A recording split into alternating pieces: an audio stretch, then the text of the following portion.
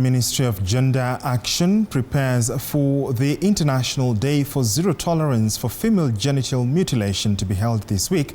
The government has also incorporated the findings of the Women Rights Initiative to the Kenya National Care Policy to address the issue of unpaid domestic and care work predominantly performed by women and girls. Anastasia Mukabi with more details. Over 4 million women and girls in Kenya have gone through the cut. To combat this, the anti-FGM board held a meeting to discuss the progress made so far, but also acknowledging the significant challenges that remain.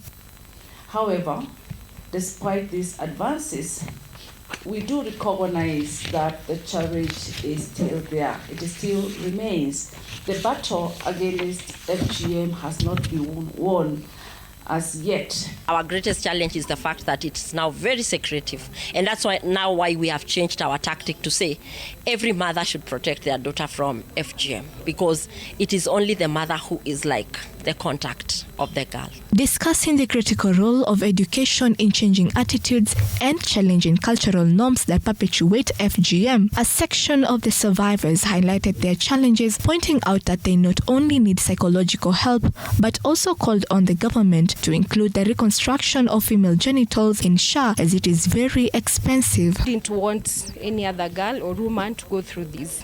We are not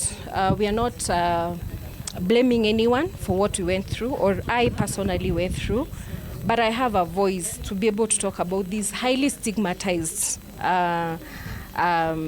female genital mutilation, highly stigmatized, spoken in closed doors, done in secrecy, but the outcome are felt by the larger community. In order to address the long-standing problem of unpaid domestic and care work that is primarily done by women and girls, the State Department of Gender and Affirmative Action has attempted to integrate the results of the Women Rights Program into the Kenya National Care Policy. Women spend an additional about 3.5 hours more as compared to men in a day doing additional work, and this includes domestic work. It includes work that women carry home from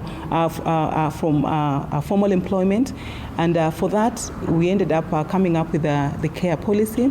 Now this policy is currently in cabinet, and beyond the policy, once cabinet, it's awaiting approval. Anastasia Mukabi, TV47, Nairobi.